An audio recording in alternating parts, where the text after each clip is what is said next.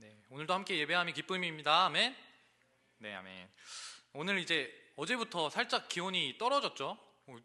어제 잠깐 나왔다가 추워가지고 다시 집에 들어가서 옷을 또 입었었는데, 제가 날씨를 보니까 화요일부터는 또 다시 좀 기온이 오르더라고요. 그래서 이제 우리 벚꽃이 피기 시작하면 우리 청년 일부 지체들은 중간고사잖아요. 네, 힘내세요.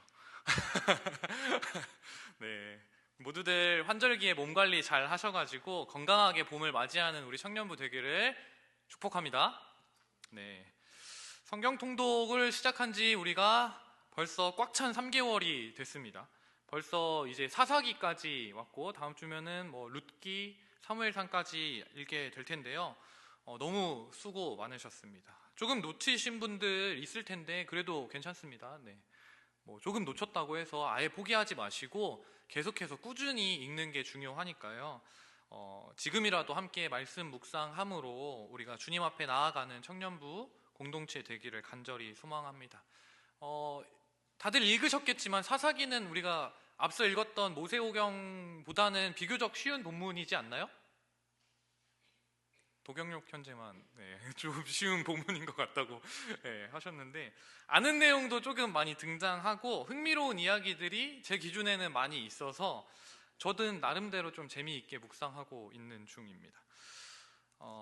사사기는 가나안 땅을 정복한 이스라엘 백성들이 이 약속의 땅에서 살아가는 사람들의 이야기입니다. 하나님께서 약속하신 젖과 꿀이 흐르는 그 땅, 그 약속의 땅에서 이스라엘 백성들이 얼마나 행복하게 살았겠습니까? 이제는 노예의 삶에서 벗어나서 자유민이 되었고요. 40년 동안 광야를 유리하던 그 삶에서 날마다 흙먼지, 모래먼지 맞으면서 이리저리 떠돌던 삶에서 벗어나서 자신의 땅을 소유할 수 있었고, 그 땅에서 땀 흘려 수고함으로 얻은 소산물을 가지고 또 가정을 이루면서 평화롭게 살아가는 삶을 이 하나님의 약속의 땅에서 이루게 된 것이죠. 이것이 진정한 행복이지 않겠습니까? 자기 땅, 자기 집 가지고 오순도순 가족들이랑 사는 삶, 얼마나 행복한 삶이었겠습니까? 이제 비로소 그 수많은 전쟁으로부터 벗어나서 하나님이 주시는 평화, 그 샬롬, 안락한 삶을 이들이 누리게 된 거다라는 말입니다. 이 모든 행복을 주신 분이 누구십니까, 여러분? 하나님이시죠. 그들이 얻은 것도, 그들의 노력으로 된 것도 아니고 온전히 하나님의 은혜로 받아 누리게 된 행복이다라는 말입니다. 여호와 하나님께서 이들을 여기까지 인도하셨고 모든 전쟁에서 승리하게 하셨으며 그들에게 이 땅을 선물로 주셨다라는 것이죠. 하나님께서는 요단을 건너는 것으로부터 시작해서 가나안의 그 모든 전쟁 가운데 함께 하셨고, 오직 하나님의 은혜로 말미암아 이들은 이 가나안 땅을 차지하게 되었습니다. 이스라엘의 능력, 이 백성들의 능력이 아니라, 또는 여호수아의 능력이 아니라 오직 하나님의 능력으로 이것을 은혜로 선물 받았다라는 것이죠. 하나님께서 이들의 왕으로서 앞장서서 이들 앞에서 싸우셨고 모든 전쟁에서 승리하게 하셨습니다. 가나안 땅을 약속하시고 톡찬민들을 물리치셨다, 몰아내신 분도 하나님이시다라는 말입니다. 그렇다면 이렇게 하나님의 은혜를 많이 받아 누린 사람들이라면 그럼 이제 이 사람들은 누구를 섬겨야 합니까, 여러분? 당연히 하나님을 섬겨야 하겠죠. 하나님을 섬기는 것이 너무나 마땅하고 당연한 일이라는 것이죠. 누가 지시하지 않더라도, 누가 가르쳐 주지 않더라도 지금까지 내가 누려온 은혜가 있는데 사람이라면 그럼 하나님 섬겨야지라는 생각이 드는 게 당연한 거다라는 말입니다. 하나님의 말씀에 순종하고 그 말씀을 지켜 행하는 것이 이제는 익숙해질 때도 되었다라는 거죠. 출애굽 때부터 시작해서 줄곧 하나님의 말씀을 들어왔고 그 말씀에 순종하는 삶으로 연습해 왔는데 이제는 어느 정도 익숙해질 때가 되었지 않겠냐라는 말이에요. 지금까지 이들과 이스라엘 백성들과 함께 하시면서 하나님께서 행하신 기적들이 얼마나 많았습니까? 여러분, 우리가 다 읽었잖아요. 모세의 스토리를 제외하고서라도 여호수아와 함께 이들은 요단강을 마른 땅으로 건넜고 피 한 방울 흘리지 않고 그 여리고성을 무너뜨렸습니다. 그 외에도 수많은 성들을 정복할 수 있었고 대적들을 진멸하였습니다. 이 놀라운 하나님의 일하심 앞에서 이들이 누구를 선택해야 하겠습니까? 당연히 하나님을 선택해야 하죠. 다른 선택지는 존재하지 않아야 하는 것이 염치가 있는 사람의 태도다라는 것입니다. 그런데 여호수아는 죽기 전에 유언으로 이스라엘 백성들에게 이렇게 말씀하고 권면하고 있습니다. 여호수아 23장 6절과 24장 15절 후반절 말씀 함께 읽겠습니다. 시작. 그러므로 너희는 크게 힘써 모세의 율법책에 기록된 것을 다 지켜 행하라. 그것을 떠나 우로나 좌로나 치우치지 말라. 너희가 섬길 자를 오늘 택하라. 오직 나와 내 집은 여호와를 섬기겠노라. 여호수아가 유언으로 남긴 메시지가 이거였다라는 거예요. 지금까지 하나님의 말씀을 쭉 살아내며 순종하며 살아왔는데 자기가 떠나면서 이스라엘 백성들에게 남긴 유언의 메시지가 너희는 오직 여호와만을 섬겨야 돼. 하나님의 말씀 잘 믿고 순종하고 살아야 돼 라고 하는 거예요. 왜? 불안했기 때문에. 이들이 하나님의 말씀을 떠날 것이라고 예상했기 때문에 하나님 끝까지 좀 섬겨봐 라고 이야기했다라는 것입니다. 여호수아가 유언으로 남겼던 말과 같이 이들은 하나님의 말씀만을 따르고 순종해야 하는 사람들이었습니다. 그리고 실제로 이스라엘 백성들도 이 당시에는 내가 그렇게 살겠다라고 결단도 당연히 했습니다. 그런데 여러분, 이 약속들이 그 약속 결단대로 잘 지켜졌을까요? 그렇지 않죠. 혹시 여러분은 어떠십니까? 누군가와 약속하거나 스스로 다짐한 것들 우리가 다 있지 않습니까? 그걸 다 잘 지켜내고 살아가고 계신가요, 혹시? 새해에 결심했던 내용들 다 있으실 텐데 혹시 지금 기억은 하고 있으십니까? 네. 조금 더 부지런하게 살아야지. 미라클 모닝 해내야지. 이렇게 하고 올해는 기필코 다이어트 해야지. 말씀 묵상 꾸준히 해야지 라고 새해에는 다 다짐하잖아요. 이거 3개는 무조건이잖아요. 그런데 기억조차 안 나는 우리의 모습들을 보면 우리의 솔직히 이 약속들, 다짐들 사실은 다 지켜지지 못한다라는 거죠. 많은 다짐들 속에서 우리가 살아가지만 처음에는 잘 지키다가 시간이 지나가면서 점차 무뎌지게 되고 쉽고 편한 대로 살아가게 되는 것이 우리 인간입니다. 이스라엘 백성들도 마찬가지였다라는 거죠. 여호수아가 죽은 후에 얼마 동안은 이들도 하나님의 말씀을 따라 잘 살았어요. 그가 사망한 후에 그 하나님의 말씀을 잘 지켜내기로 결단한 사람들이 있었다라는 거죠. 성경은 여호수아와 함께 살았던 장로들이 생존했을 때까지는 이들이 여호와를 섬겼다라고 증언하고 있습니다. 그런데 시간이 점점 흐르면서 이 다짐들이 무너지게 되는 거죠. 여호수아를 알지 못하는 세대가 이제 자라나자 가나안 땅에 점령했던 그 이스라엘 백성들이 하나님의 말씀을 점차 무시하게 되는 것입니다. 그리고 끝내 이스라엘 백성들은 이 가나안 땅을 완전히 점령하지 못하는 모습을 우리는 성경에서 볼 수 있습니다. 가나안 토착민들을 완전히 몰아내고 진멸하라라는 하나님의 말씀에 불순종하고 가나안 백성들과 타협하면서 살아가게 된다라는 것이죠. 그렇게 가나안 족속들과 공존하게 된 이스라엘 백성들은 결국 그들이 섬기는 이방 신들도 받아들이는 결과를 맞이하게 됩니다. 우상 숭배의 길로 빠진다라는 것입니다. 여호수아 세대가 모두 죽은 후에 이스라엘 백성들은 하나님을 잊어버리고 하나님이 아닌 다른 신을 섬기기로 결정하게 되는 것입니다. 분명한 하나님의 경고가 있었음에도 불구하고 다른 신을 섬기게 되는 것입니다. 하나님께서는 우상 숭배한 이스라엘 백성들을 어떻게 하시겠다 말씀하셨습니까? 여호수아 24장 20절 말씀 우리 함께 읽겠습니다. 시작. 만일 너희가 여호와를 버리고 이방신들을 섬기면 너희에게 복을 내리신 후에라도 돌이켜 너희에게 재앙을 내리시고 너희를 멸하시리라. 하나님께서 분명히 이러한 경고의 메시지를 강력하게 말씀하셨어요.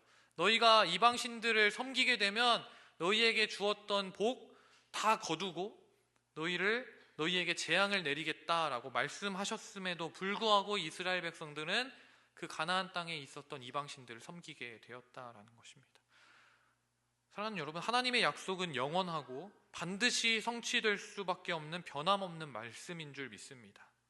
이스라엘 백성들이 여호와를 버리고 이방신들을 섬겼으니 이 말씀대로 하나님께서는 재앙을 내리시고 그들을 심판하시는 하나님을 우리가 사사기에서 볼 수 있습니다.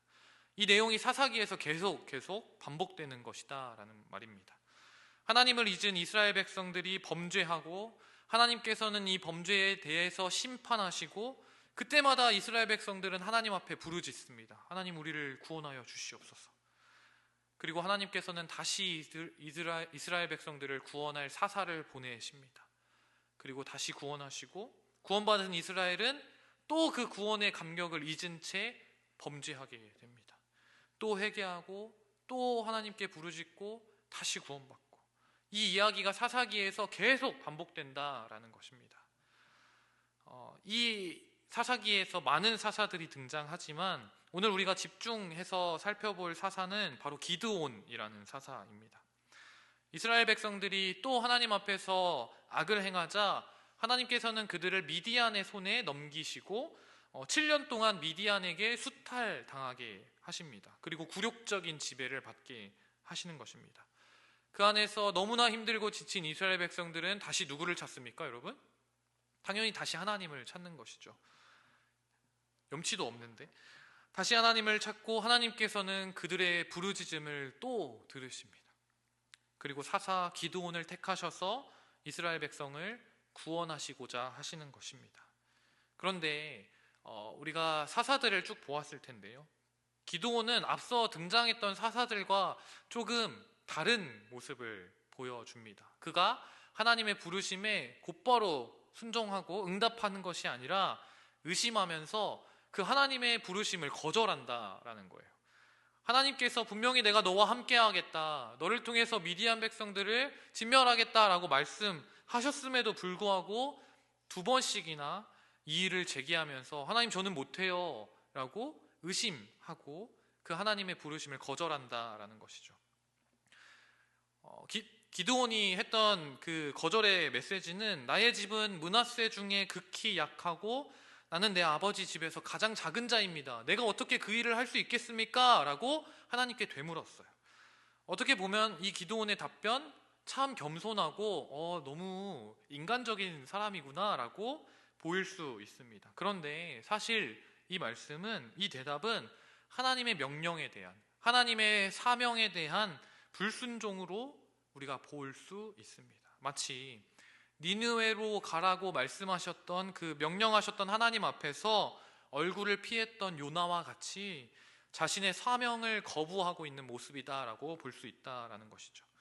기드온은 계속해서 하나님께 표징을 구합니다. 하나님, 그럼 이렇게 보여주세요, 저렇게 보여주세요 라고 하면서 하나님, 정말 나와 함께 하실 건가요? 하나님을 의심한다라는 것이죠. 하나님께서 기드온을 사사로 부르셨지만 너무나 믿음 없고 너무나 나약한 모습을 성경에서 보여주고 있다라는 것이죠. 사랑하는 청년 여러분, 주어진 사명에 대한 과한 겸손, 우리도 있지 않습니까? 과한 겸손은 오히려 교만임을 우리가 잊지 않아야 합니다. 하나님께서 우리에게 사명을 주셨다면 그것은 우리의 능력으로 행하는 것이 아니다라는 것이죠.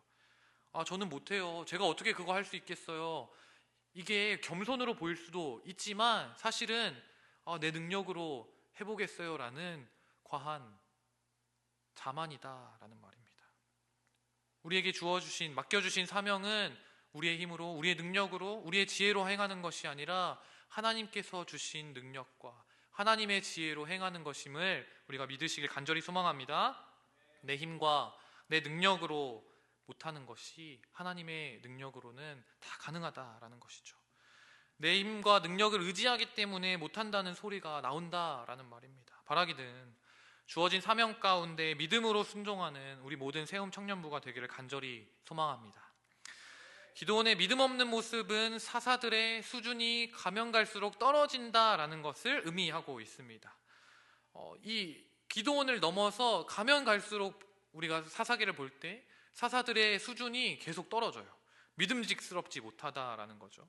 이후에 보시면 입다라는 사사가 나오는데요. 입다는 입방정을 잘 떠는 사사였던 것 같아요. 입방정을 떨어서 자기 딸은 아니지, 나를 이제 처음으로 맞이한 그 사람을 제물로 내가 번제로 바치겠습니다라고 입방정 떨어가지고 자기 딸을 번제로 바칠 수밖에 없는, 사사 입사는 아들 30명, 딸 30명을 두었는데 이 60명의 자녀들을 모두 이방인들과 결혼시키는 그런 만행을 저지르는 사람이었습니다. 우리가 잘 알고 있는 마지막 사사 누구였죠? 삼손은 어떻습니까? 삼손이 얼마나 망나니였는지 여러분 잘 아시지 않습니까? 삼손을 보면 참 위로를 받아요. 그래도 내가 삼손보단 좀 낫다. 네. 나시린으로 구별된 삶을 살아야 했지만 이방 여인들에게 홀려서 제대로 나시린의 구실도 못하고 블레셋 사람들에게 농락당하다가 그곳에서 함께 죽게 되는 불쌍한 인생 아닙니까? 이게 어떻게 사사의 모습이라고 볼 수 있겠습니까? 이처럼 사사들의 모습은 가면 갈수록 암울해져가는 이 땅을 보여주고 있습니다. 첫 번째 사사였던 운니엘부터 시작해서 마지막 사사 삼손에 이르기까지 사사의 수준은 계속해서 떨어집니다. 기드온은 천성이 소심한 사람이었습니다. 하나님께서 함께 하시겠다라고 분명히 말씀하셨음에도 불구하고 자신의 집은 므낫세 지파 중에 극히 약하고 자신도 아버지 집에서 가장 약한 자라고 말하는 정도였습니다. 하나님께서 도우실 것을 확신할 수 있는 표적을 2번씩이나 구하는 사람이었습니다. 의심 많은 도마와 같았다라는 거죠. 믿음의 사람답지 못한 모습을 우리 성경에서 볼 수 있다라는 것입니다. 그럼에도 불구하고 하나님께서는 그의 연약함에도 불구하고 기드온을 사용하십니다. 그가 원하는 표적을 그대로 보여주시고 하나님께서는 이 연약한 질그릇을 사용하시고 그 택하신 자의 연약함을 통해 하나님의 완벽하심, 하나님의 완전하심을 드러내는 분이시다라는 것입니다. 이 시간 우리 안에 자신이 너무 연약하고 너무 부족해서 나는 아무것도 할 수 없습니다 하나님이라고 여기시는 분이 계시다면 나를 사용하시는 하나님이 세상 어떤 분보다 크신 분이시기에 나를 통해 하나님의 영광이 더 크게 드러나게 될 것이라고 믿음으로 선포하는 저와 여러분이 되기를 간절히 소망합니다. 하나님께서는 기드온을 통해서, 이 믿음이 연약한 기드온을 통해서 미드안의 군대를 박살내었습니다. 처음에 기드온과 함께하는 용사는 32,000명이었는데요. 근데 하나님께서 그때 이렇게 말씀하시죠. 이거 군사 너무 많다. 이렇게 군사가 많으면 니네가 했다고 할 거잖아 라고 말씀하시는 거예요. 야, 군사 좀 물려. 이대로 미디안과 전쟁했다가는 너희가 너희의 손으로 너희의 힘으로 구원했다라고 말할 것이다. 두려운 마음이 있는 백성들은 돌려보내고 물가에 내려가서 시험하고 최종적으로 남은 군사의 수는 300명이었습니다. 이렇게 적은 수를 남기신 이유는 구원이 오직 하나님께만 있다라는 것을 이 이스라엘 백성들에게 전하시기 위함이었습니다. 너희의 힘으로 하는 것 아니야. 이 전쟁은 나 때문에 이기는 거야 라고 하나님께서 이 적은 수를 통해 말씀하고 계셨다라는 것이죠. 결국에 이 기드온은 300명의 용사들과 함께 나아가서 완전한 승리를 거두게 됩니다. 그런데 문제는 여기서부터 시작입니다. 태생이 소심하고 자신감 없어서 하나님 저는 못해요 라고 말했던 사사 기드온에게 이제 스스로에 대한 믿음이 충만해지는 거죠. 적은 군사로 큰 승리를 거둔 이스라엘 백성들은 이제 기드온을 자신의 왕으로 삼고자 하고 있습니다. 8장 22절의 말씀 우리 함께 읽겠습니다. 시작. 그때에 이스라엘 사람들이 기드온에게 이르되 당신이 우리를 미디안의 손에서 구원하셨으니 당신과 당신의 아들과 당신의 손자가 우리를 다스리소서 하는지라. 아멘. 보세요 여러분, 이스라엘의 역사 속에서 이제 처음으로 첫 번째로 왕을 뽑고자 하는 거예요. 지금 이 사람들이 왕을 뽑고자 시도하고 있는데 그 첫 번째 사람이 기드온이었다라는 겁니다. 지금 이들은 이전에 앞서서 전쟁에서 승리하게 됐는데 그 전쟁에서 승리하게 하신 분은 누구셨습니까? 분명히 하나님이셨잖아요. 300명의 용사들로 어떻게 미디안 군대가 맞섭니까? 인간의 힘으로 할 수 없는 이 놀라운 일들 앞에서 이 승리를 거두자마자 당신이 했습니다. 하나님이 아니라 기도는 당신이 한 거예요 라고 하나님의 영광을 갈취하는 모습을 이스라엘 백성들이 보여줬다라는 것이죠. 너무나 큰 승리를 거두었기 때문에 기드온의 인기가 하늘을 찔렀고 이것은 왕을 뽑고자 하는 마음으로 나아갔습니다. 이스라엘 백성들은 그를 왕으로 삼고자 했습니다. 그런데 더 놀라운 것은 여기에서 기드온이 한 번 더 뭐라고 할까요? 꺾는다고 표현할까요? 여기에서 거절 의사를 분명히 밝힙니다. 여호와께서 너희를 다스릴 것입니다 라고 말하는 거죠. 저는 왕 안 할 거예요 라고 거절하는 거예요. 너무나 멋진 말 아닙니까? 여러분이라면 어떻겠어요? 내가 300명의 용사를 가지고 거대한 군대와 맞서 싸워서 이긴 다음에 백성들이 나에게 당신이 우리의 왕이 되주셨으면 좋겠어요 라고 수많은 백성들이 나한테 와서 말을 한다라고 생각해 보세요. 저라면 마지못해 받을 것 같아요. 약간 좀 거절하는 척 하다가 그러면 제가 어떻게 한번 해보겠습니다 라고 했을 수도 있을 것 같아요. 그런데 기드온은 여기에서 하나님만이 당신들을 다스릴 것입니다 라고 말했다라는 거예요. 왕이 될 수 있었음에도 불구하고, 심지어 이스라엘의 첫 번째 왕일 수도 있었음에도 불구하고 이 기드온은 하나님께서 이스라엘을 다스리시는 진정한 왕이다라는 사실을 알았던 것인지 우리 백성들은 하나님만을 섬겨야 됩니다라고 말하고 있었다라는 것입니다.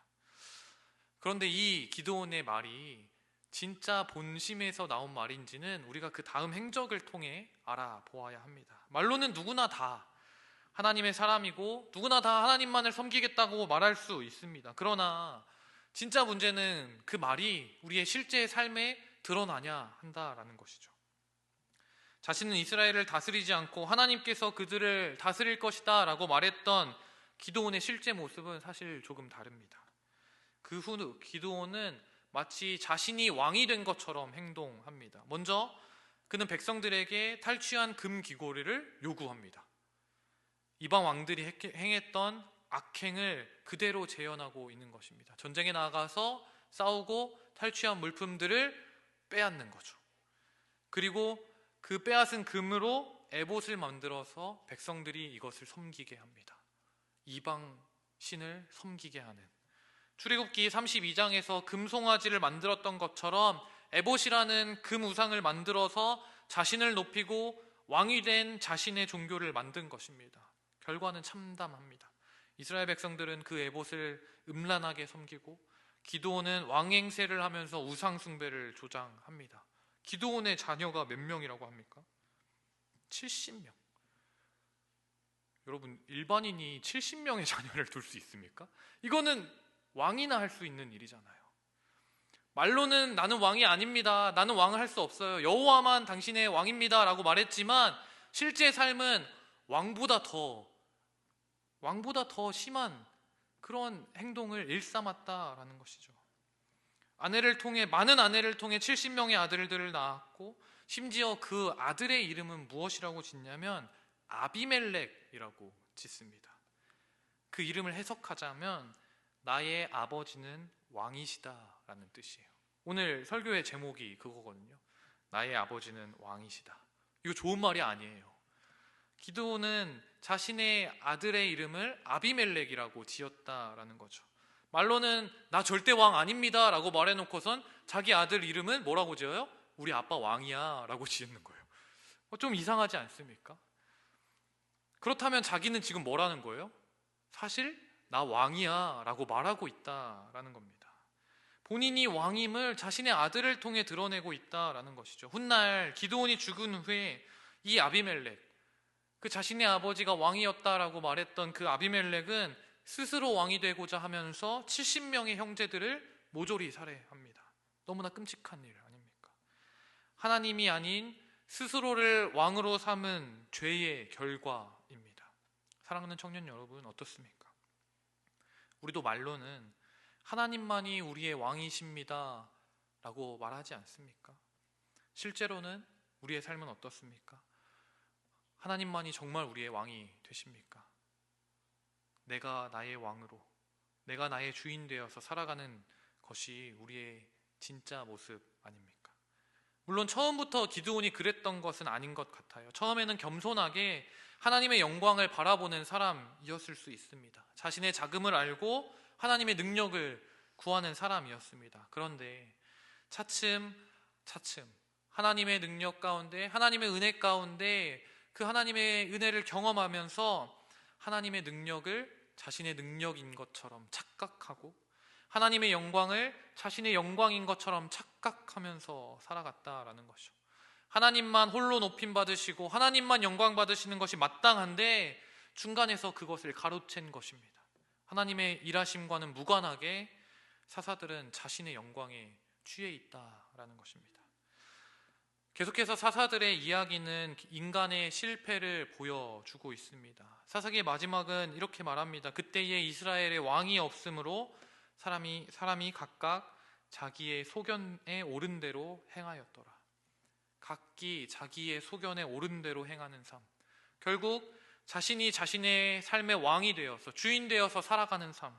하나님을 잊고 우상 숭배하는 삶으로 이어지게 된다라는 것이죠. 사랑하는 성도 여러분, 이러한 삶에 정말 소망이 있습니까?